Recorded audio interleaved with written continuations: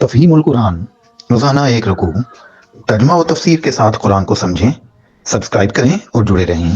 ان الذين اتخذوا العجل سينالهم غضب من ربهم وذلة في الحياة الدنيا وكذلك نجزي المفترين والذين عملوا السيئات ثم تابوا من بعدها وآمنوا إن ربك من بعدها لغفور رحيم ولما سكت عن موسى الغضب أخذ الألواح وفي نسختها هدى ورحمة للذين هم لربهم يرهبون۔ جواب میں ارشاد ہوا کہ جن لوگوں نے بچڑے کو معبود بنایا وہ ضرور اپنے رب کے غضب میں گرفتار ہو کر رہیں گے اور دنیا کی زندگی میں ذلیل ہوں گے۔ جھوٹ گڑنے والوں کو ہم ایسی ہی سزا دیتے ہیں، اور جو لوگ برے عمل کریں پھر توبہ کر لیں اور ایمان لے آئیں تو یقیناً اس توبہ و ایمان کے بعد تیرا رب درگزر اور رحم فرمانے والا ہے۔ پھر جب موسیٰ کا غصہ ٹھنڈا ہوا تو اس نے وہ تختیاں اٹھا لی جن کی تحریر میں ہدایت اور رحمت تھی ان لوگوں کے لیے جو اپنے رب سے ڈرتے ہیں۔ واختار موسى قومه 70 رجلا لميقاتنا فلما أخذتهم الرجفة قال رب لو شئت أهلكتهم من قبل وإياي أتهلكنا بما فعل السفهاء منا إن هي إلا فتنتك تضل بها من تشاء وتهدي من تشاء أنت ولينا فاغفر لنا وارحمنا وأنت خير الغافرين۔ اور اس نے اپنی قوم کے 70 آدمیوں کو منتخب کیا تاکہ وہ اس کے ساتھ ہمارے مقرر کیے ہوئے وقت پر حاضر ہوں۔ جب ان لوگوں کو ایک سخت زلزلے نے آ پکڑا تو موسیٰ نے عرض کیا، اے میرے سرکار، آپ چاہتے تو پہلے ہی ان کو اور مجھے ہلاک کر سکتے تھے۔ کیا آپ اس قصور میں جو ہم میں سے چند نادانوں نے کیا تھا ہم سب کو ہلاک کر دیں گے؟ یہ تو آپ کی ڈالی ہوئی ایک آزمائش تھی جس کے ذریعے سے آپ جسے چاہتے ہیں گمراہی میں مبتلا کر دیتے ہیں اور جسے چاہتے ہیں ہدایت بخش دیتے ہیں۔ ہمارے سرپرست تو آپ ہی ہیں، پس ہمیں معاف کر دیجئے اور ہم پر رحم فرمائیے، آپ سب سے بڑھ کر معاف فرمانے والے ہیں، تاکہ وہ ہمارے مقرر کیے ہوئے وقت پر حاضر ہوں۔ یہ طلبی اس غرض کے لیے ہوئی تھی کہ قوم کے 70 نمائندے کوہ سینا پر پیشی خداوندی میں حاضر ہو کر قوم کی طرف سے گوسالہ پرستی کے جرم کی معافی مانگے اور از سر نو اطاعت کا عہد استوار کریں۔ بائبل اور تلمود میں اس بات کا ذکر نہیں ہے، البتہ یہ ذکر ہے کہ جو تختیاں حضرت موسیٰ علیہ السلام نے پھینک کر توڑ دی تھیں ان کے بدلے دوسری تختیاں عطا کرنے کے لیے آپ کو سینا پر بلایا گیا تھا۔ خروج باب 34۔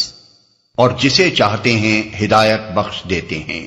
مطلب یہ ہے کہ ہر آزمائش کا موقع انسانوں کے درمیان فیصلہ کن ہوتا ہے۔ وہ چھاج کی طرح ایک مخلوط گروہ میں سے کارآمد آدمیوں اور ناکارہ آدمیوں کو پھٹک کر الگ کر دیتا ہے۔ یہ اللہ تعالیٰ کی حکمت کا عین مقتضا ہے کہ ایسے مواقع وقتاً فوقتاً آتے رہیں۔ ان مواقع پر جو کامیابی کی راہ پاتا ہے وہ اللہ ہی کی توفیق و رہنمائی سے پاتا ہے، اور جو ناکام ہوتا ہے وہ اس کی توفیق و رہنمائی سے محروم ہونے کی بدولت ہی ناکام ہوتا ہے۔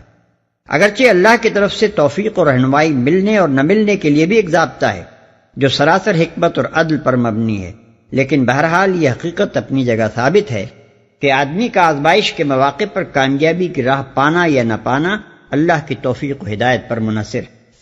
واكتب لنا في هذه الدنيا حسنة وفي الآخرة إنا هدنا إليك قال عذابي أصيب به من أشاء ورحمتي وسعت كل شيء فسأكتبها للذين يتقون ويؤتون الزكاة والذين هم بآياتنا يؤمنون.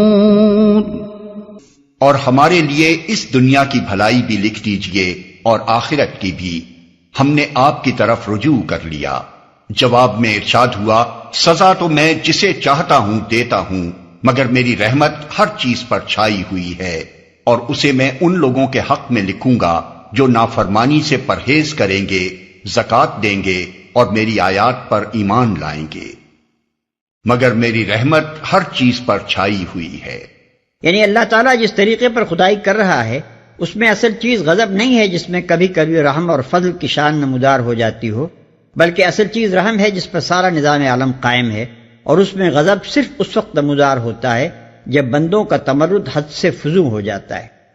الذين يتبعون الرسول النبي الأمي الذي يجدونه مكتوبا عندهم في التوراة والإنجيل يأمرهم بالمعروف وينهاهم عن المنكر ويحل لهم الطيبات ويحرم عليهم الخبائث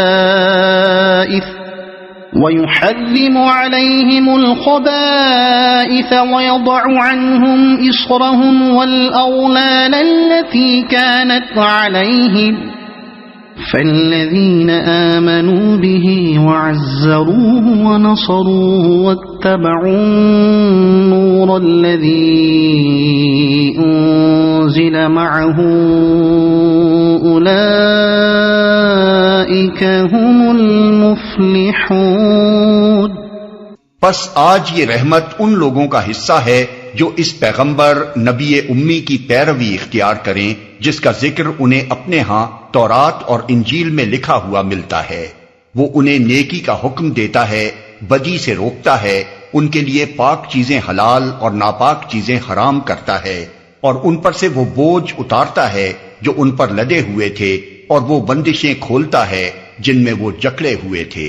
لہذا جو لوگ اس پر ایمان لائیں اور اس کی حمایت اور نصرت کریں اور اس روشنی کی پیروی اختیار کریں جو اس کے ساتھ نازل کی گئی ہے، وہی فلاح پانے والے ہیں.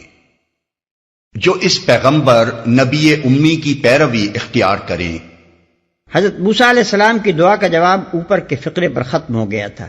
اس کے بعد اب موقع کی مناسبت سے فوراً بنی اسرائیل کو محمد صلی اللہ علیہ وسلم کے اتباع کی دعوت دی گئی ہے.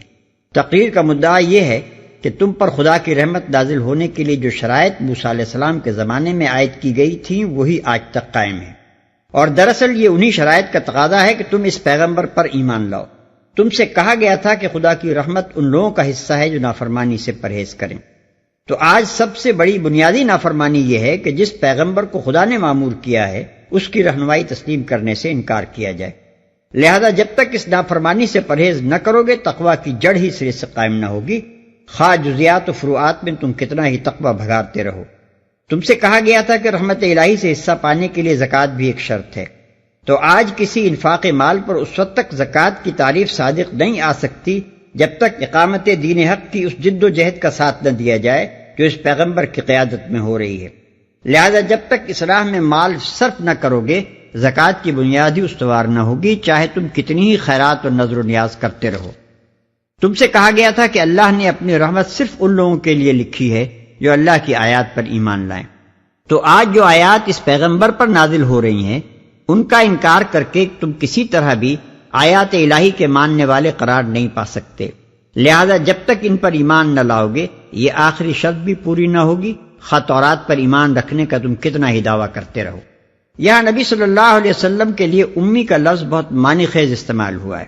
بنی اسرائیل اپنے سوا دوسری قوموں کو امی جینٹائلز کہتے تھے، اور ان کا قومی فخر و غرور کسی امی کی پیشوائی تسلیم کرنا تو درکنار، اس پر بھی تیار نہ تھا کہ امیوں کے لیے اپنے برابر انسانی حقوق ہی تسلیم کر لیں.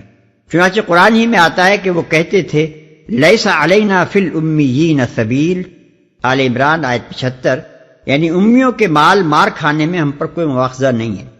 بس اللہ تعالیٰ انہی کی اصطلاح استعمال کر کے فرماتا ہے کہ اب تو اسی امی کے ساتھ تمہاری قسمت وابستہ ہے، اس کی پیروی قبول کرو گے تو میری رحمت سے حصہ پاؤ گے، ورنہ وہی غضب تمہارے لیے مقدر ہے جس میں صدیوں سے گرفتار چلے آ رہے ہو۔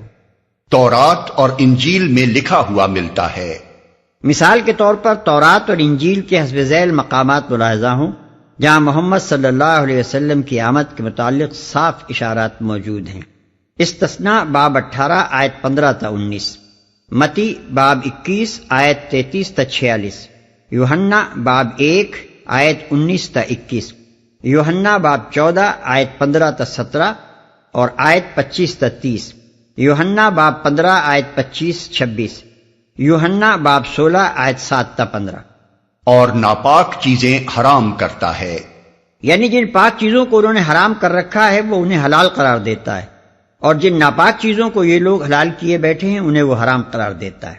وہ بندشیں کھولتا ہے جن میں وہ جکڑے ہوئے تھے، یعنی ان کے فقیہوں نے اپنی قانونی مشگافیوں سے، ان کے روحانی مقتداؤں نے اپنے توضع کے مبالغوں سے، اور ان کے جاہل عوام نے اپنے توہمات اور خود ساختہ حدود و ضوابط سے ان کی زندگی کو جن بوجھوں تلے دبا رکھا ہے اور جن جکڑ بندیوں میں کس رکھا ہے، یہ پیغمبر وہ سارے بوجھ اتار دیتا ہے اور وہ تمام بندشیں توڑ کر زندگی کو آزاد کر دیتا ہے۔